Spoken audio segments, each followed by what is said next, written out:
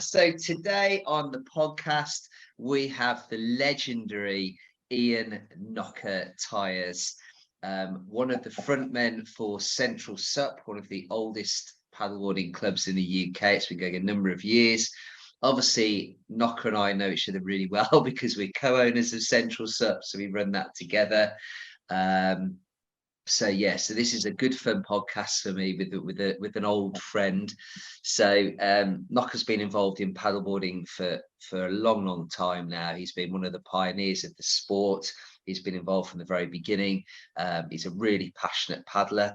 I don't think I've ever seen him not with a big grin on a paddleboard. It could be absolutely heaving it down with rain, wind, really cold, and he's still got a massive grin, and normally no shoes on either.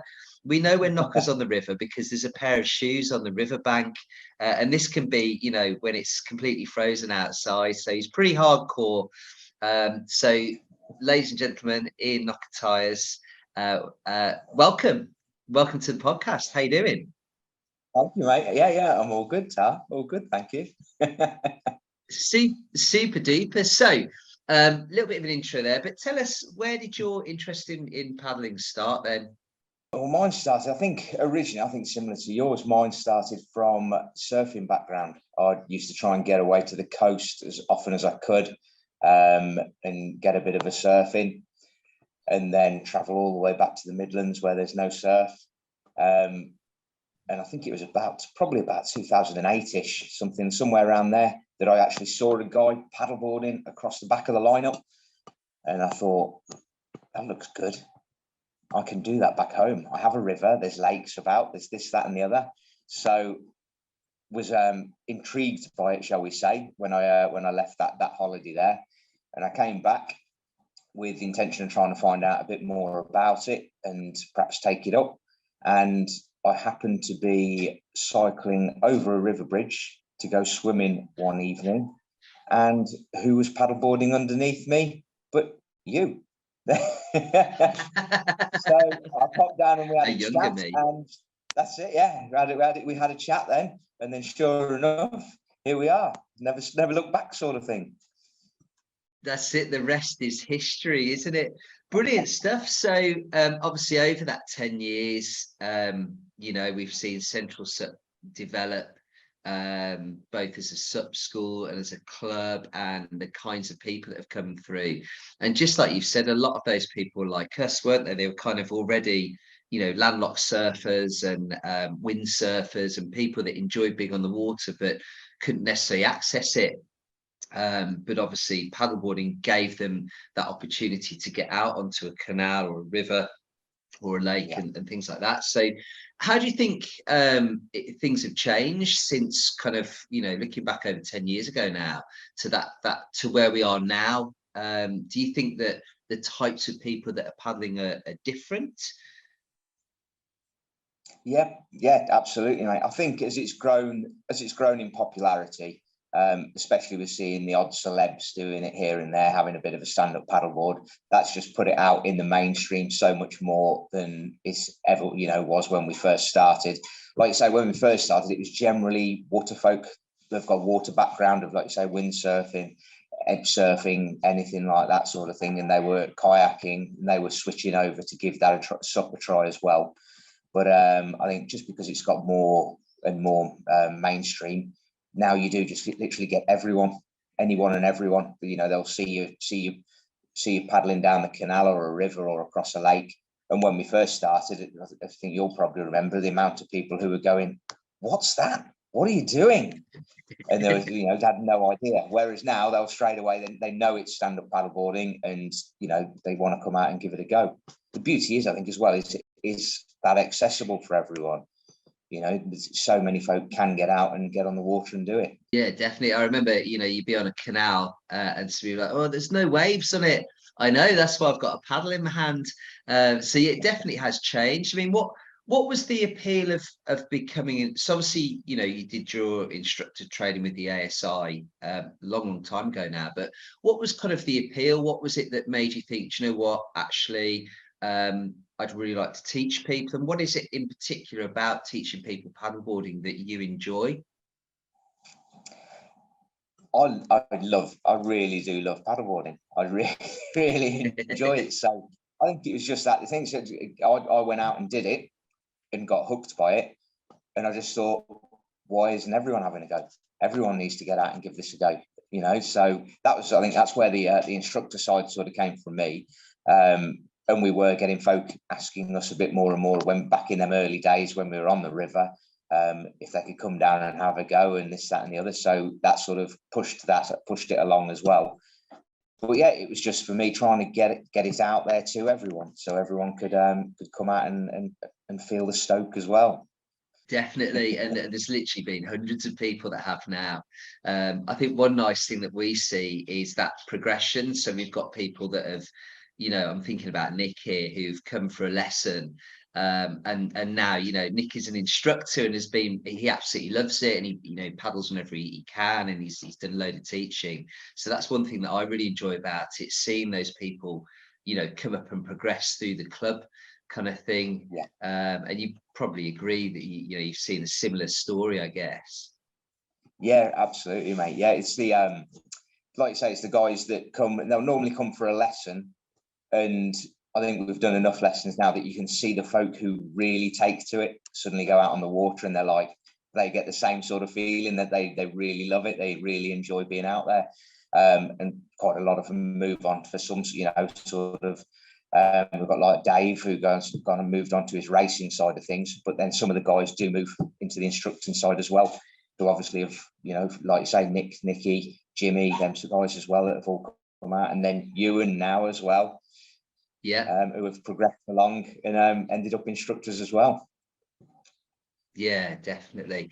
And then for you personally as a paddleboarder then, obviously I know the kind of areas that you particularly like of the sport and the challenges that you like of the sport, but just share with us, you know, in particular, where the discipline, I guess, of paddleboarding that you like and why. For me, yeah, it's switched over the years to the endurance, the sort of challenge paddles, that sort of thing.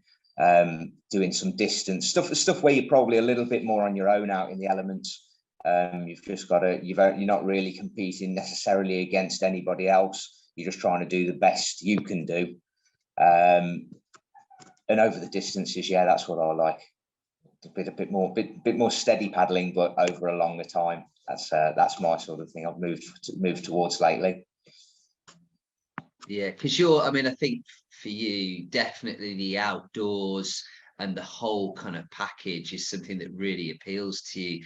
You know, you'll disappear off on a trip and you'll go camping, and you know, kind of everything's there. You're really, really self-sufficient. So definitely now, since the pandemic and stuff like that, there's been a big shift, I think, towards encouraging people to get outdoors and do things like paddleboarding or get on the water, or just, you know, a simple walk in a park.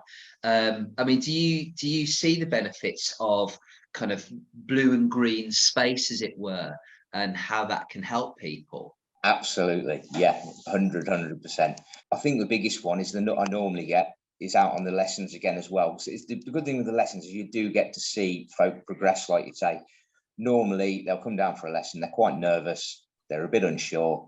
You'll get them out on the water, and you know they'll be stood up and paddling back along the lake with you, and they'll just be taking it all in, and nearly always say, "Isn't it relaxing? Isn't it chilled out?" And you can just generally see that they've got there and they've been a bit worked up, okay, about the lesson because they've been a bit nervous about what's going to go on. But by the end, they're just chilled out and they are taking in, again, the blue and green space, because, you know, they're on the water, so they're in the blue and they're looking out over the green and just taking in the nature that's out and around them. So, yeah, absolutely. I think as well, it's because you do, when you're out there, other than concentrating on your paddleboarding, that's pretty much all there is. You sort of concentrate on that, just as long as you've got the basics there and you're having a paddle, the rest just sort of is just being taken in as you pass through it. Yeah, it's like a bit of a reset, isn't it? I mean, we've said before, you know, you might have had a bit of a heavy day and you get down to the lake at night and at first say, oh, you know, why am I here? And then before you know it, you're on the water, on the boards, and especially at the moment, the lovely weather we've got, by the time you come off, you're completely relaxed. It's like it's literally like you just hit a reset button, isn't it? And you just feel much better. Yeah, absolutely, mate. Absolutely. like I said, that's exactly the thing. Say half the time, quite often you'll go down and you'll have had a naff day, and you'll be, oh, I can't really be bothered tonight. But as soon as you're there, you've got a couple of boards out. That's it. You're ready again. You're just out on the water, and you're just itching to keep going and keep playing out on the water, and that's it. Normally coupled with perhaps a little bit of falling in and swimming at the end. Always a swim, definitely. And so, talking of boards, what is your weapon of choice when it comes to board selection? What are you paddling at the moment? Well, what I'm planning at the moment is mostly for the endurance type things I've been doing, which I think we might speak about in a second. But the one that I've been on there is that I'm on the Fanatic Blitz 14-foot race board, and to be fair, it's actually really impressed me. It's come really good. So yeah, that's what I'm generally for that sort of thing, for the endurance and distance. And then I've got to say, it does happen to be a Fanatic again. I know we're promoting them massively, but it just happens to be a Fanatic is my SUP surf as well. Good boards, definitely good boards. And I've seen that both those boards in action. But yeah, okay. So moving on to the endurance events, obviously mentioned at the start of your podcast, you've just taken part in Loch Awesome, which is the first time it's been run. And that's a 100-kilometre endurance event up in Scotland. Part of the team who've organised Trent 100, which is in about a month's time. Say that again, sorry. Sorry, 7. I think you said 100. It's 75 for Loch Awesome. Ah, okay. So yeah, no, it was 175. So yeah, so really, I mean, it's a really big distance, organised by the Trent 100 guys. So obviously you're participating in that. So we'll talk about that in a minute.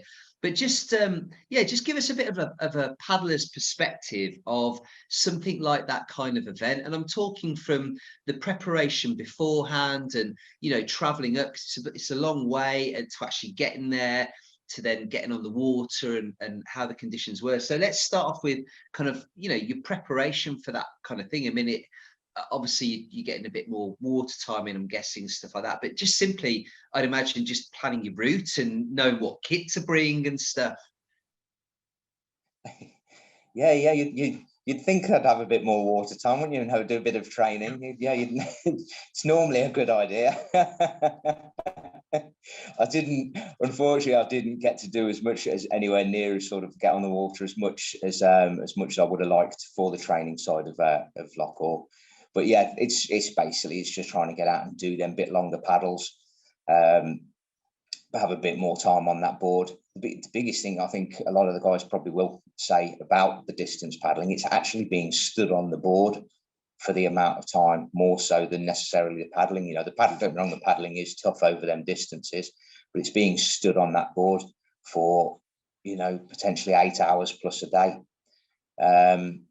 And yeah, the travel up, like you say, was a fair old slog, but I cheated a bit. I broke it into two. I went to Ullswater on the first night, had a camp over there and a cheeky paddle on Ullswater, and then up the rest of the way to Loch Awesome for the night before the event, sort of thing. So I broke it up a little bit there. Were you barefoot when you were paddling? Yes, mate, definitely. Brilliant. I was going to say to you, what kind of footwear do you advise? But I know exactly what footwear you advise, and that's the feel of the board underneath your feet. So, okay, so talk to me about the first day. What were the conditions like? How was that paddle? Yeah, so Loch Awesome is basically, you're paddling, you're circumnavigating Loch Awesome, and we did the top half on the first day, which, if I remember rightly, was 45 kilometres, and then do the lower half on the second day, which is 30. And yeah, we set off on the first day, and there was a bit of wind when we first set off. We set a mass start, which is quite nice to get all them paddlers out on the water on the edge of the loch and just all get set off together. We had a bit of a tailwind when we first set off, and that slowly picked up more and more and more. Got stronger and stronger and stronger through the morning, which was lovely. picking up the bumps, a bit of downwinding, and just cruising down that loch. Absolutely fantastic. And it just did really just get stronger and stronger, that wind, all day. And then we got towards the north end of the loch, the top end of the loch, and the only way I can sort of describe it is it's the sort of, I'd imagine, like where the river feeds in, almost like an estuary. The river feeds into the loch, and that came in from our left-hand side, and was quite an open sort of mouth of this part of the loch. But because the river feeds in from a valley as well, the wind was howling down this valley and coming across the loch. So now we've suddenly got a tailwind and a crosswind all to contend with at once.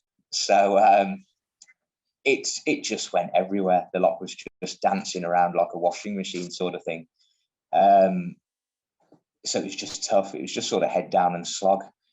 There was a couple of islands you could get hidden behind them and get a little bit of shelter from the wind for a bit.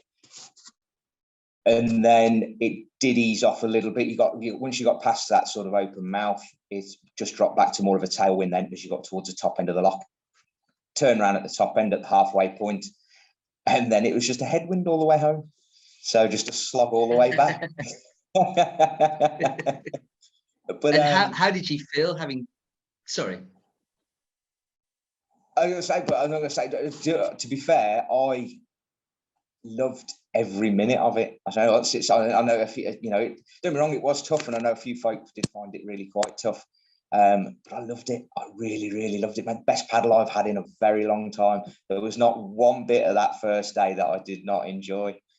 And I didn't go for a dunk, so I was quite pleased with that as well. I actually managed to stay on the board all the way through. So yeah, I really, really, it was tough, but I really, really loved that first day. I wouldn't have changed that for the world. It was really, really good. Yeah, I think you're absolutely in your element when the wind's blowing, the water's choppy, and there's the challenge there. I think had that first day been kind of mirror flat and no wind, I think you still would have really enjoyed it, but not as much as having some full-on conditions. So what about the second day? Was it similar in terms of weather, or was it worse? Was it better? Yeah, no, the second day was just what you wanted. The wind had dropped off quite a bit. There was just quite a light wind for the second half of the loch. So it was just really nice to be able to sort of have a gentle paddle down the middle of the loch and just take it all in. Second day, you really could take in the scenery of where you were and what you were actually doing. Just literally looking down the middle of that loch, and either side, the mountains rising out of the loch, either side of you. Absolutely beautiful and really sort of tranquil, or for a little while anyway. We got so far down the loch, and I'm sure some of the other guys remember that on the far side of the loch as we went down, there was, I think, about 3 guys having an absolute rave in the woods, which was interesting. There was a great big speaker pointing out over the loch, a little bit of clearing in the middle of these woods. Didn't seem to be anything else around them, just woodlands, and then a bit of a clearing, and then they're on the shore of the loch, having an absolute rave, dancing their heads off, having the best time. So you had a little bit of tranquility for a while, then a nice bop with the rave music for a bit, and then dropped off again when you got to the far end. And then they were still there on the way back up. Brilliant. They had the most. I think they had a better day than we did, to be fair. How random just to see, literally in the middle of nowhere, 3 guys with a big speaker with rave music on. But it all makes for the experience, and I think that's the thing with events like that. The difference, obviously there's the distance, but the difference between something like that and a race, you do get much more of an experience. It is the whole thing that you're doing, the whole weekend. So the whole 2 days, the camping, the camaraderie, that you'll have with the other paddlers, and kind of pushing each other on, egging each other on, and then having those moments of sort of by yourself where it's just kind of your mental attitude towards it as well. So you've got the Trent coming up towards the end of next month, end of July, 12th, I think, off the top of my head, very loosely, 21st, 22nd. I'm kind of guessing around that sort of time. Now you've done the Trent before, so you're an old veteran now. I think you've done it 3, 4 times, maybe something like that. I'm not sure, but however many have ran, I've done all of them. So I don't actually know how many have ran, but I've done, from the first one, I've done every one so far. And just tell us a little bit about the Trent and I mean, I've talked a bit, but again, just give us a paddler's perspective of kind of what the challenge is like.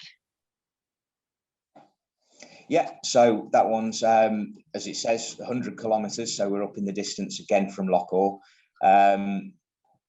And again, you've got the longer sort of day on the first day, which the guys who organise have got that dead right. So you're breaking the back of it on the first day. And that one is running from, you start at Sugar Hall, so you're getting sort of fairly close to, I believe, the source of the Trent, or as far as you can sort of paddle it anyway, far up as you can really paddle it. And the first day is really quite a variable day, again, in terms of the water, because it can be really quite shallow and fast water to fairly deep and sedate with quite a bit of weed, which hooks your fins and slows you down. But then some great little quick sections as well. So yeah, it's quite a variable day on the first day. Then you get to Trent Adventures, which is just over the halfway point. Camp over there the night, and then we set off from there the next day to Nottingham for the second half. And the second half, again, the first when you first set off in the morning for the second day, you've still got a bit of that variable water for a while, but then it becomes navigable. So you've got the boats running on as well. And where the boats come run, obviously, it's quite a bit deeper and steadier. So the second day is a little bit more of a slog, as in just head down and slog on. And the first day, again, because you've got that changeable water, it tends to, I think it goes that bit quicker because you're sort of concentrating on the elements around you and what sort of water you're on. And then the second day, being that deeper, slower water, is a little bit more of a slog. And then you have a great party at the end, which is always good, as we did at Loch. Always. And we know you guys are as famous for the partying as the Central SUP crew is famous for their partying as they are for their paddling as well. And we wouldn't have it any other way. So is there a personal challenge, a personal best you're going for this time, or is it just kind of just taking part, having fun? Yeah, I think this time it's the guys we've got on the team. We've all sort of just said we just want to just get back and have a bit of fun with it this time. Last year we tried to get a bit of a slog on the guys we were with, but I think we've all said this year just want to just take it in a little bit more now, have a little bit of a reset and just enjoy it. You know, we've done it a few times now, so yeah, just have a bit of a laugh. Maybe take a beer on the board, but don't tell Dave. You could have one of those hats, couldn't you, with the two beers and the straws? I haven't seen one recently, but that could be something. But I just decanter it out into something else, or Dave Payne will tell me off. That's it. Rules are rules. So okay, so looking to the future, really. So is there anything on the cards for you? I mean, are there any events that you kind of in your head that you're like, yeah, I'd love to go and do that, or you know, anything obviously with Central SUP? What's the future looking like for you? I do hope Loch Awesome runs again. So come on, Dave, Helen, Kaiser, you can do it. Get that ran again. That was brilliant. I really did enjoy that. So I'd love to do that again next year if it's running. As for the others, I don't know. I've not really looked much into it, to be fair, mate, recently. I'd personally look with Central SUP side of things to do a bit more of the paddling ourselves. I think it's for the guys, yourself included, who would like to get out and do a bit more of the paddles where we go out with the camping gear and have a day or a couple of days out sort of thing with an overnight stop. And I think that side of things is growing quite big at the moment as well, because folk do want to be able to sort of get out into the elements. And like we spoke about earlier, the green and blue spaces thing, I think because it is becoming a bit more popular and folk are realising the benefits of it, I think that side is growing. So it's something I've always wanted to do anyway. Like you say, I've always tried to get out. It's quite nice to just jump on your own, on the river, on the lake on your own, just now and again, just go and have a bit of time out, bit of a reset. So yeah, that's the sort of thing I'm hoping for. And if a couple of challenges come along the way, then yeah, I may well sign up to them as well. Fantastic. I love it. You just you're such a calming presence when people are around you. You've just got this kind of automatic way just to bring things down, and this really chilled attitude towards stuff. So thank you very much for taking the time out today to come and talk to us. Good luck with the challenges. I will see you obviously very, very soon. But yeah, thanks for your time, Nocka. We'll catch you later. Yes, mate.